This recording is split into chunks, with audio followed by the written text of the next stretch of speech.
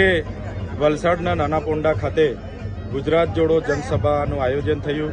આ કાર્યક્રમમાં હજારોની સંખ્યામાં લોકો અહીંયા અમારી સાથે ઉપસ્થિત રહ્યા અને ખાસ કરીને અહીંના કપરાડાના આગેવાન દસકાભાઈ, ધીરુભાઈ અને નીતિનભાઈ જેવા આગેવાનો 500થી પણ વધારે કાર્યકરો સાથે આજે આમ આદમી પાર્ટી પરિવારમાં જોડાયા છે। એમનું સહર્ષ અમે સ્વાગત કરીએ છીએ। જે પ્રકારે આ વિસ્તારોમાં એ નેશનલ હાઈવે 56 હોય, આ વિસ્તારના કોઈ પણ કોરિડોર હોય કે આ વિસ્તારમાં જે પણ કોઈ કંપની આવવાની હોય કે કોઈ પણ જાતના હાઈ ટેન્શન ટાવર ઊભા કરવાના હોય તો કોઈ પણ જાતની ગ્રામસભાની સંમતિ વગર ગ્રામસભા નામંજૂરી અસહમતિનો ઠરાવ આપતી હોવા છતાં તે બારોબાર મંજૂરી કરી દઈને અહીંના પોલીસ અધિકારીઓ, સત્તાધીશો ખેડૂતો પર જમીનો છીનવીને પ્રોજેક્ટનું અમલીકરણ કરી દે છે। ત્યારે એની પણ આજે ચર્ચા થઈ છે। સાથે સાથે વન અધિકાર અધિનિયમ 2006 અંતર્ગત ઘણા વર્ષોથી દાવાઓ આપેલ હોવા છતાં આજ દિન સુધી સરકારે મંજૂર નથી કર્યા, પેન્ડિંગ છે, એની પણ ચર્ચાઓ થઈ છે। સાથે આ વિસ્તારમાં જે પ્રકારે મધુબન ડેમમાં લોકો વિસ્થાપિત થયા એમને સરકારે દર પરિવારમાંથી એક જણને કાયમી નોકરીનું વચન આપ્યું હતું, સિંચાઈના પાણી અને મફત લાઇટનું વચન આપ્યું હતું, તે આજ દિન સુધી એમને નથી મળ્યું। જમીન સામે જમીન પણ નથી મળી। ત્યારે રોજગારી પણ અહીંયા નથી। રોજગારી માટે જે લોકો સેલવાસા, દમણ અને વાપી જાય છે એમનું પણ ત્યાં યુવાનોનું 12 કલાક કામ કરાવીને શોષણ કરવામાં આવે છે અને એક શ્રમિક તરીકે, દાળિયા મજૂર તરીકે જ એમને કામ કરવામાં આવે છે। જેવી અનેક બાબતોની અમે આજે ચર્ચા કરી છે અને આનું નિરાકરણ સરકાર લાવે એવી અમે આવનારા વિધાનસભામાં માંગણી કરવાના છે। અને જો સરકાર આનું નિરાકરણ નહીં લાવશે તો આ વિસ્તારના ખેડૂતોને અમારા બજેટ સત્ર દરમિયાન ગાંધીનગર ખાતે બોલાવીશું અને સરકાર સામે જલન આંદોલનો પણ અમે કરીશું। ચેતરભાઈ, જે પ્રમાણે લોકો તમારી સાથે જોડાયા છે, તમામ લોકો કોંગ્રેસમાંથી છે, તો શું કોંગ્રેસના લોકો હવે આમ આદમી પાર્ટીમાં આવશે? જે પ્રકારે આજે આગેવાનો જોડાયા છે એ કોંગ્રેસ પાર્ટીના મોભી હતા અને આ વિસ્તારના હરતા કરતા હતા, અમારી સાથે જોડાયા છે, એમનું અમે સ્વાગત કરીએ છીએ। તમે જોયું હશે કે તાલુકા હોય, જિલ્લા હોય કે આવનારી નગરપાલિકા કે આવનારી વિધાનસભા સુધીની વાત છે તો આમ આદમી પાર્ટી સ્વતંત્ર લડવાની છે।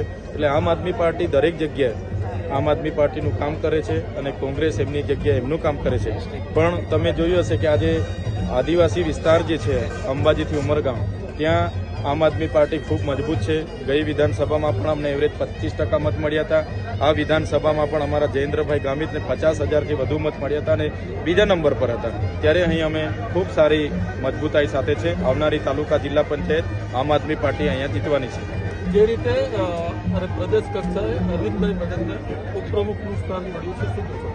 પ્રદેશ કક્ષાએ ઉપપ્રમુખ બનવાથી કે મંત્રી, મહામંત્રી બનવાથી અહીંના લોકોનું કંઈ થવાનું નથી।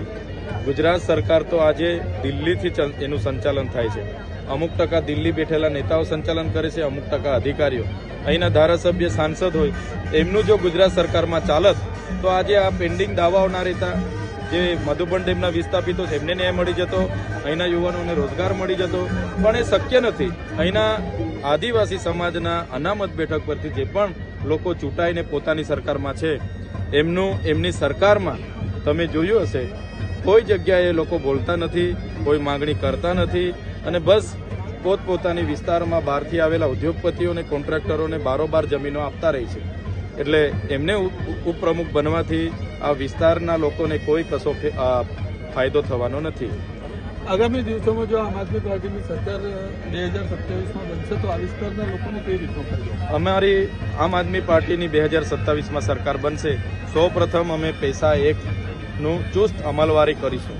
સાથે સાથે અનુસૂચિ 5 જે બંધારણના આર્ટિકલ 243 અંતર્ગત જળ, જમીન અને જંગલ પર આદિવાસીઓના પ્રાવધાન છે એનું પણ અમે અમલીકરણ કરીશું અને આદિવાસીઓની જે પણ પેન્ડિંગ દાવાઓ છે એ દાવાઓ પણ અમારી સરકાર બનતાની સાથે મંજૂર અમે કરી દઈશું। જે રીતે તમે એક્સેપ્ટ કરેલા હતા 75 લાખની લાંચના આક્ષેપો હતા, તમારી સામે કલેક્ટરે સ્વીકારેલું કે કોઈએ નહોતા માંગ્યા અને જ્યારે સાંસદ તરી ગયા ત્યારે પલટી ગયા, અને કલેક્ટર શું કહેશો? ત્યાં જે ભરૂચના સાંસદે મારા નામજોગ એમણે આક્ષેપ કર્યા, હું રાજકીય ધારાસભ્ય હોય, હું બીજા દિવસે કલેક્ટરને ગયો એટલે કલેક્ટરશ્રીએ પ્રેસ મીડિયાના લોકોને બોલાવીને આ વાત તદ્દન ખોટી છે, આવી વાત મેં કરી જ નથી એવું એમણે કબૂલ લીધું. બીજા દિવસે મનસુખભાઈએ સાંસદ તરીકે અને ભાજપમાંથી રાજીનામું આપવાની એમણે ચીમકી ઉચ્ચારી, દબાણ બનાવ્યું અને બાદમાં કલેક્ટર પર દબાણ આવ્યું, ઈડી સુધીની ધમકીઓ મળી અને કલેક્ટર રજા પર ઉતરી જવા છતાં એને ઉપસ્થિત રાખવામાં આવ્યા અને એવું નિવેદન આપવામાં આવ્યું જે મનસુખભાઈએ તૈયાર કરેલું સ્ક્રિપ્ટ એમને બોલાવવામાં આવી. ત્યારે હું વિરોધ પક્ષનો ધારાસભ્ય છું, મને નાની નાની બાબતોમાં ફસાવવામાં આવે છે. હું કોઈ જગ્યાએ 5,000 બી માગું તો મારા પર કેસ થાય, મને જેલમાં નાખી દે. તો 75 લાખ રૂપિયાની જો મેં માંગણી કરી હોય અને લીધા હોય તો મને સરકાર છોડે જ નહીં. આ સીધી ને સરળ ભાષામાં વાત છે. પણ વડાપ્રધાનના કાર્યક્રમોમાં જે 50 કરોડના ખર્ચા થયા છે એ આદિજાતિના બજેટમાંથી થયા છે. એનો અમે 1-1 રૂપિયાનો હિસાબ માગીશું અને જ્યાં પણ એની ભ્રષ્ટાચાર એમાં થયો છે એની તપાસ અમે CIDને માગી છે અને CID એની તપાસ કરે અને પુનઃ એનું રિકવર કરે એવી અમારી માગણી છે.